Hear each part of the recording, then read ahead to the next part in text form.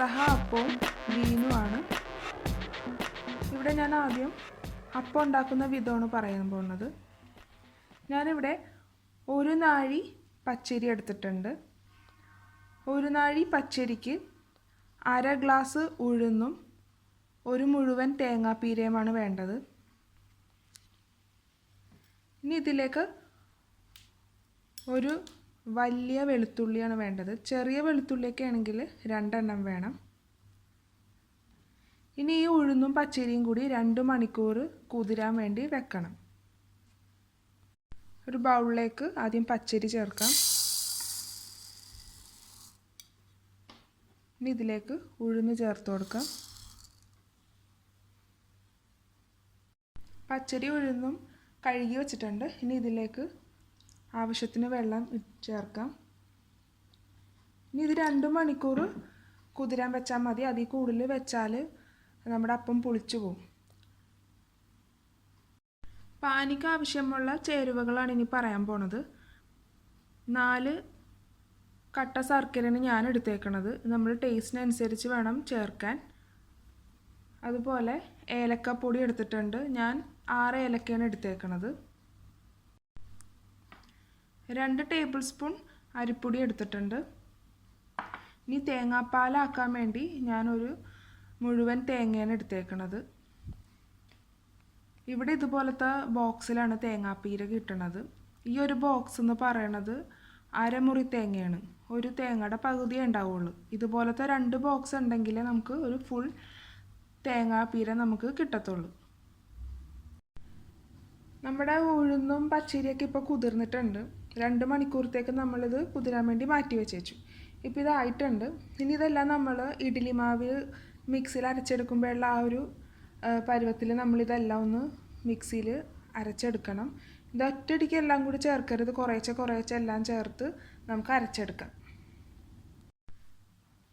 പച്ചരിയും ഉഴുന്നും തേങ്ങാപ്പീരയും വെളുത്തുള്ളിയെല്ലാം ചേർത്ത് നമ്മൾ അരച്ചെടുത്ത അപ്പത്തിനുള്ള ഇത് റെഡി ആയിട്ടുണ്ട്. ഇനി ഇത് നമുക്ക് 2 മണിക്കൂർ ഇനി മാറ്റി വെക്കണം. ഇഡ്ഡലി മാവിനൊക്കെ അരച്ചെടുക്കണ പോലെ തന്നെയാണ് ഇതും അരച്ചെടുക്കേണ്ടത്. അമിതമായിട്ട് വെള്ളമൊന്നും ചേർക്കരുത്. ഇപ്പോൾ 2 മണിക്കൂറായി. ഇനി നമുക്ക് അപ്പം ചുട്ടു തുടങ്ങാം.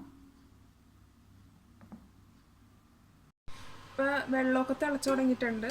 ഇനി ഈ ഇഡ്ഡലി ചെമ്പിൻ്റെ ഈ തട്ടിലേക്ക് ഞാൻ സ്റ്റീൽ പാത്രമാണ് വെച്ച് കൊടുത്തേക്കണം. എണ്ണ മുഴുവൻ ഭാഗത്തും നല്ല പോലെ ഒന്ന് തടവി കൊടുക്കണം. അല്ലെങ്കിൽ അപ്പം വെന്ത് വരുമ്പോൾ വിട്ടു പോരാൻ പാടായിരിക്കും. ഇനി നമുക്ക് ഇതിലേക്ക് കുറേശ്ശായിട്ട് അപ്പത്തിൻ്റെ ഈ മാവൊന്ന് ഒഴിച്ചു കൊടുക്കാം. നിറച്ചൊഴിക്കരുത്. നിറച്ചൊഴിച്ചത് വെന്ത് വരുമ്പോഴേക്കും തൂകിപ്പോവും. അപ്പോൾ അതുകൊണ്ട് കുറച്ച് ഒഴിച്ചാൽ മതി.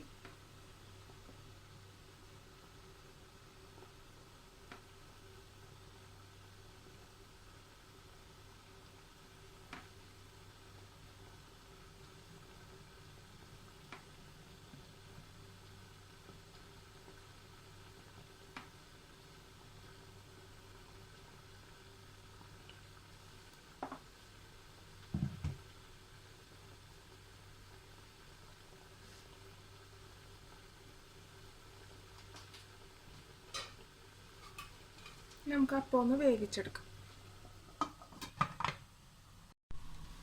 അപ്പം എന്താന്ന് നോക്കാം.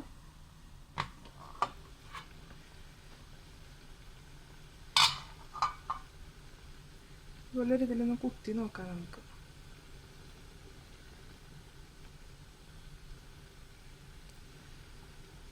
അപ്പം വെന്തിട്ടുണ്ട്. നമുക്കിനി ഇതിനെ എടുക്കാം. ഇനി നമുക്ക് അടുത്ത അപ്പം ഉണ്ടാക്കാം. ഓരോ അപ്പം ഉണ്ടാക്കുമ്പോഴും പാത്രത്തിൽ എണ്ണ ഒഴിച്ച് തടവണം.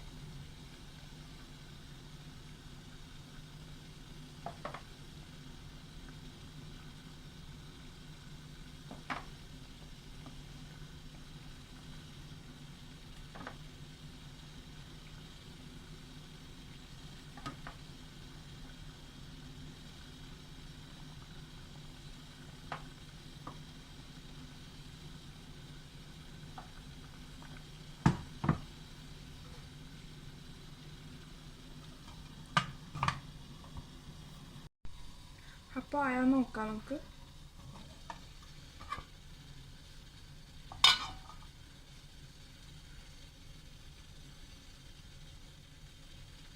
വെന്തിട്ടുണ്ട്. ഇനി നമുക്ക് ഇത് പോലെ ബാക്കിയുള്ളത് ഉണ്ടാക്കാം. ഇപ്പം നമ്മൾ അപ്പം ഉണ്ടാക്കി കഴിഞ്ഞു. ഇനി നമ്മൾ ഉണ്ടാക്കാൻ പോണത് വീനാണ്. അതിന് വേണ്ടി ഞാൻ നേരത്തെ തന്നെ ഉരുക്കി വെച്ചായിരുന്നു. ഇപ്പോൾ അത് നല്ലപോലെ തണുത്തിട്ടുണ്ട്. ഇനി ഇതെല്ലാം നമുക്ക് ആദ്യം ഒന്ന് മിക്സ് ചെയ്യണം. അതിന് ശേഷം മാത്രമേ നമ്മളിത് ഗ്യാസിലോട്ട് വെക്കേണ്ട ആവശ്യമുള്ളൂ. ആദ്യം തന്നെ തേങ്ങാപ്പാൽ എടുക്കുക.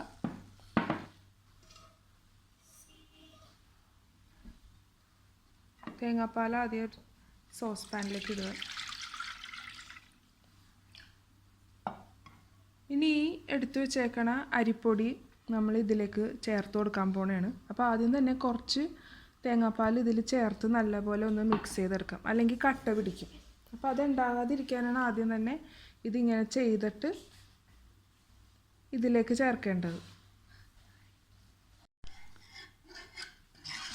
തേങ്ങാപ്പാലിലേക്ക് അരിപ്പൊടി നല്ലപോലെ മിക്സ് ചെയ്തിട്ടുണ്ട്. ഇനി ഇതിലേക്ക് തണുത്ത് കഴിഞ്ഞ ശേഷം മാത്രമേ ശർക്കര നീര് ചേർക്കാൻ പാടുള്ളൂ. ശർക്കര നീര് നമുക്ക് ചേർക്കാം.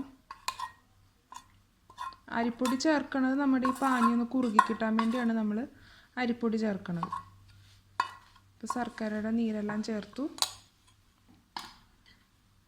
ഇതെല്ലാം നല്ലപോലെ മിക്സ് ചെയ്തെടുക്കാം. ഇത് ഗ്യാസിലേക്ക് വെക്കുമ്പോൾ തീ കുറച്ച് വെച്ച് വേണം നമ്മളിത് ചെയ്യാൻ.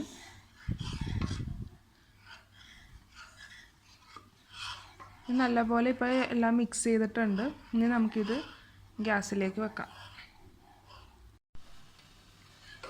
ഇപ്പം ഞാൻ അടപ്പത്ത് വെച്ചിട്ടുണ്ട്. തീ കുറച്ച് വെച്ചിട്ട് നമ്മൾ ഇതുപോലെ ഇളക്കിക്കൊണ്ട് തന്നെ ഇരിക്കണം.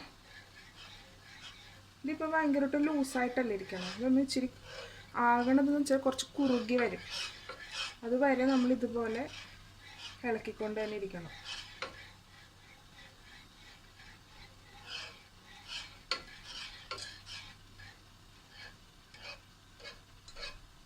ഇപ്പം ശർക്കരയൊക്കെ അടിയിൽ തന്നെയാണുള്ളത്. നമ്മൾ നല്ലപോലെ മിക്സ് ചെയ്തെടുക്കണം.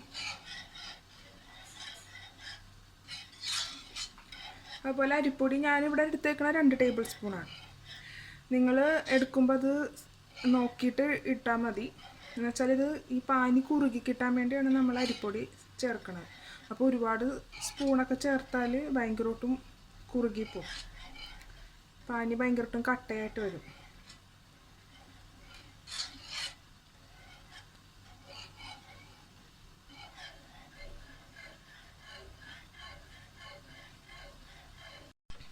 ഇപ്പം ചെറുതായിട്ട് കളറ് മാറി തുടങ്ങിയിട്ടുണ്ട് കേട്ടോ. ശർക്കരയുടെ കളറ് വരാൻ തുടങ്ങി.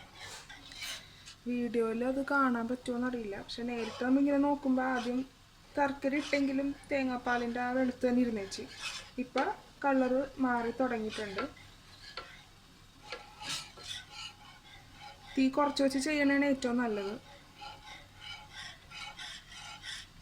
അരിപ്പൊടി നല്ലോണം വെന്ത് വരുമ്പോഴാണ് ഇതൊന്ന് കുറുകണത്.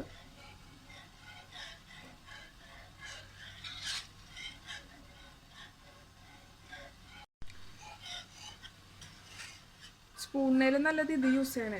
അപ്പോൾ എന്താണെന്ന് വെച്ചാൽ കട്ട പിടിക്കില്ല. പെട്ടെന്ന് നമുക്ക് നല്ലപോലെ ഇത് ചെയ്തെടുക്കാൻ പറ്റും. പിന്നെ നിങ്ങൾ ഇപ്പോൾ ഈ 2 ടേബിൾ സ്പൂൺ അരിപ്പൊടി ഇട്ട് എന്നിട്ട് നിങ്ങളുടെ ഈ പാനി ഇങ്ങനെ വെന്തിട്ടും കുറുകുന്നില്ലെങ്കിൽ നിങ്ങൾക്ക് കുറച്ച് ടേബിൾ സ്പൂൺ അരിപ്പൊടി ഇടുന്നതുകൊണ്ട് കുഴപ്പമൊന്നുമില്ല കേട്ടോ.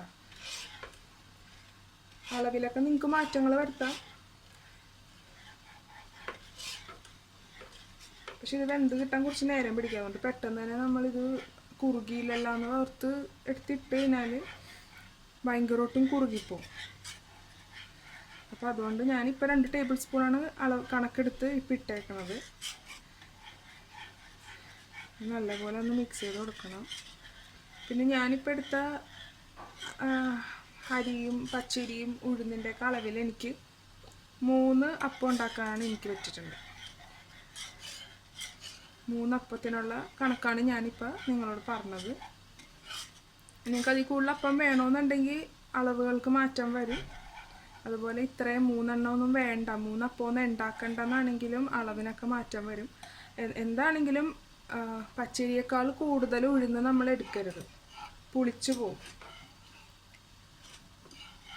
ചെറുതായിട്ടൊന്ന് തിക്കായി തുടങ്ങിയിട്ടുണ്ട്. നമ്മളിങ്ങനെ സ്പൂൺ വെച്ച് തന്നെ മിക്സ് ചെയ്തുകൊണ്ടിരിക്കുമ്പോൾ നമുക്ക് പെട്ടെന്ന് അറിയാൻ പറ്റും. ആദ്യം ഭയങ്കരമായിട്ടും ലൂസായിട്ടിരിക്കുമ്പോൾ നമ്മളിതുപോലെ ഇളക്കുമ്പോൾ നല്ല സ്പീഡിൽ അങ്ങോട്ട് ചെയ്യാം. ഇപ്പോൾ ചെറുതായിട്ട് കുറുകി വരുന്നുണ്ട്. അപ്പോൾ അതിൻ്റെ ആ ഒരു ഇത് മനസ്സിലാക്കാൻ പറ്റും. ഇപ്പോൾ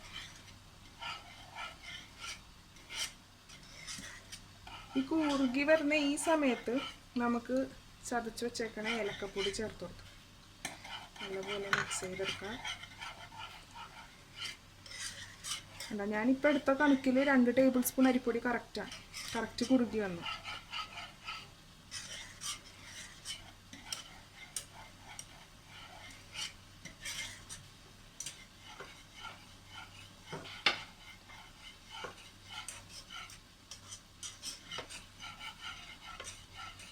ചെറിയ ചെറിയ കൊമ്മളകൾ പോലെ ഇങ്ങനെ വരും തിളക്കണേൻ്റെ.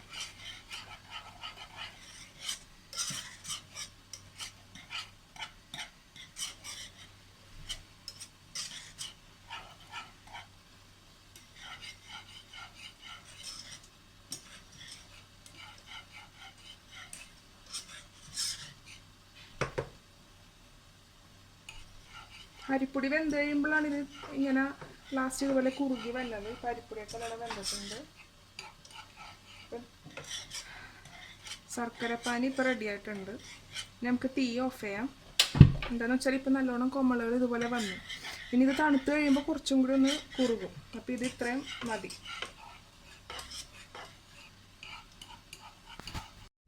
പുളിപ്പില്ലാത്ത പെസഹ അപ്പവും വീനും ഇവിടെ റെഡി ആയിട്ടുണ്ട്. Thanks for watching my video. Hope you enjoyed it. Please subscribe my channel, follow and share my social network.